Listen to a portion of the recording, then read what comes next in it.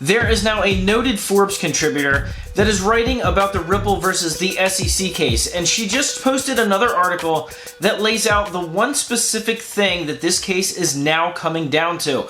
Whether or not we're looking at a trial with summary judgment or whether or not we're looking at a settlement, it's all going to hinge on one thing. So in this video, I'm going to tell you what she says and what some of the people that have read this article are backing her up with saying. And not only that, it falls right in line with what the SEC is attempting to do, which of course is delay this thing as long as humanly possible. If you've been watching this or other channels covering the case, you know that's nothing new. But as it stands right now, it looks like the SEC is getting squeezed into a corner, so I'm going to talk about the most important thing that this case actually comes down to. Also, in cryptocurrency news, there is a bill in New York State that was just introduced that is attempting to ban, at least temporarily, Bitcoin mining from the state of New York. So I'm going to tell you what the state of that bill actually is, if it's going to move forward, and what it actually says. Because there's a lot of people that are actually concerned that this is more than just a simple ban on Bitcoin mining. And not only that, there's some nuances to it that I'm going to discuss as well. Also, if you are a fan of NFTs or if you follow that segment, well, the Bored Ape community just made news once again, and once again, not for a very good reason. Well, they were hacked and they lost millions and millions of dollars of Bored Ape digital assets. So I'm going to tell you what in the world happened. Hey everyone, my name is Randy and welcome back to the Late Night Grind. Right now on this channel, we are covering the Ripple versus the SEC case, as well as other cryptocurrency news, investment markets, and personal finance. So if any or all these topics interest you, make sure you hit that subscribe button and join the Late Night Grind community. And if you would do three things, I would really appreciate it. Smash the thumbs up button, watch this video all the way to the end, and check out my Patreon link in the description below. If you do that, I'd greatly appreciate it. All right, guys. Let's jump into it. So if you haven't heard already, the Bored Ape NFTs are some of the most valuable NFTs in existence. They have a whole community, and there are many Bored Ape NFTs that are worth several $millions. Well, just today they announced that they were hacked. In fact, it was the Bored Ape Yacht Club Instagram account that was hacked. So what happened was a scammer hacked the Instagram account and then sent out a fraudulent link to people in the Bored Ape community. And if you clicked on that link, well, it was supposed to look like a Bored Ape community website with a link to mint a new NFT, which of course was all a scam just to get connection to your digital wallet. Well, supposedly several dozen people actually did this, and there were about a dozen or so Bored Ape NFTs and digital assets that were swiped from those wallets and stolen. There's about $13.7 million worth of the Bored Ape digital assets that were stolen, and it just seems like about once a month I'm reporting on some bad news that's happening to the NFT community. Well, this one supposedly was a hacker, was a scammer that broke into their Instagram account, and they're wondering how. Because the controllers of this Instagram account has said two-factor authentication is turned on, and they have some very tight security around it. So they're trying to do a moratorium on what exactly that scammer did. And now talking about that new Bitcoin mining banning bill in New York State. Well, there's a couple of nuances to it that I wanted to discuss because it's not exactly a ban on Bitcoin mining specifically. So this bill was just recently introduced in the state of New York. It's being fought by organizations like the Blockchain Association, which is a lobbying group for the cryptocurrency world.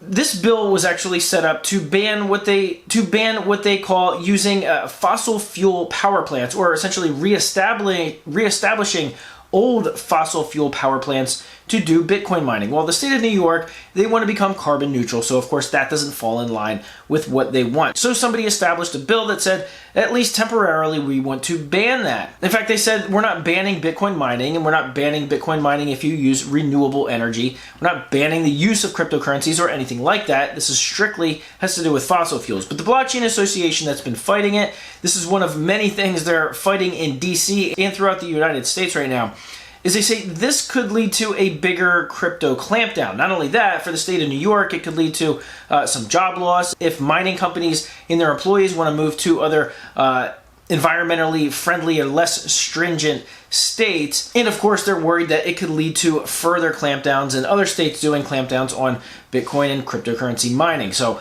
It's just one of the things that Blockchain Association has been fighting, and as of Monday afternoon, I heard that bill was pretty much dead in the water, although they said over the next couple of months they're going to be watching it because it could resurface and gain more momentum. It's definitely something I'm going to keep an eye on. So now let's talk about Ripple versus the SEC. And a Forbes contributor, Rosalind Layton, has just laid out in her article about what's pretty much the most important thing right now, what this case actually comes down to. She does a great job of summarizing the case up to this point, what the SEC has actually been trying to do, which is, of course, delay, and how Ripple is essentially going on with it, but really they don't have a choice right now. Okay, so what are we waiting for, and why is the SEC actually getting squeezed? Okay, so as she lays out, and as some of the viewers of this channel know, and other channels that cover this case, the Bill Hinman emails are going to provide so many bombshell pieces of information that the SEC wants to keep them hidden for good. Not just during this case, they want them hidden for good. Judge Knepper has ruled several times that the SEC has to turn them over because they're not privileged documents. Well, actually, this Friday, the SEC is applying for new privilege permissions for certain documents in this case. They're claiming that this is a client-attorney privilege, and therefore they don't have to turn over those documents, as well as some of the others that they're actually applying for new privileges for. Which basically means they don't want to turn over these documents at all costs. Okay, so what's going to happen? Well, as it stands, Rosalind Layton laid it out perfectly. The SEC is essentially getting squeezed because everybody knows that there are certain things in these emails that they do not want coming out. But as we head into what could be trial or at least summary judgment motions towards the end of this year and the beginning of 2023, well, those emails are going to be becoming even more of a focal point for this case. Because as everybody can see right now, the SEC just wants to delay. Even Stuart Alderati, Ripple's general counsel, is now saying this case probably won't end until 2023. And, you know, when they're agreeing with it, well, it means the SEC is doing absolutely everything in their power to delay the case and hide those emails. Now, the one thing you have to keep in mind is that these emails are not attorney-client privileges the SEC is actually asserting. In fact, Judge Knepper has already ruled on that twice, saying, well, you don't have a client. Yes, you are attorneys, but no, you don't have a client. You weren't keeping track of these emails and this infamous speech that you made on behalf of a client.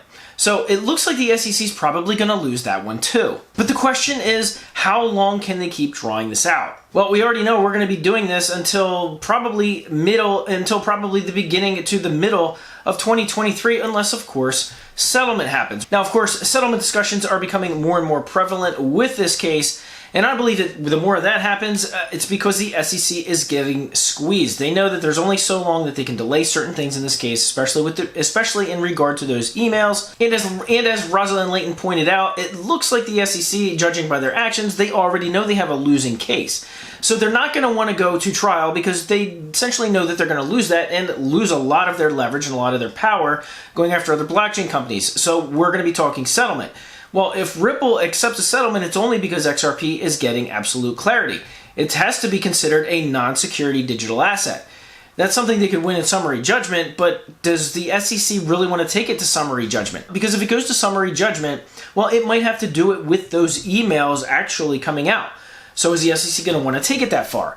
Or are they going to want to settle right away? Well, if they settle, are they going to want to declare XRP a non-security digital asset? Because, well, after all, the massive price action that would happen for XRP once that happens, that could actually flip Ethereum. And as I was talking about on Twitter earlier, well, the powers that be that control all of this, they do not want XRP to flip Ethereum. There are too many billions and billions of dollars at stake. But you can actually follow along on Twitter. I have a link to my Twitter account in the description below. There's actually several great conversations that I've been replying to and retweeting regarding these emails and regarding this article that was written by Rosalind Layton. You can go and check that out. I will link that article in the description as well. It does a very good job of summarizing where we are at with things regarding Ripple and, of course, the SEC. All right, guys, thank you so much for watching. I really appreciate you watching all the way to the end of the video. Smash that thumbs up button, and as always, I'll see you guys on the next video.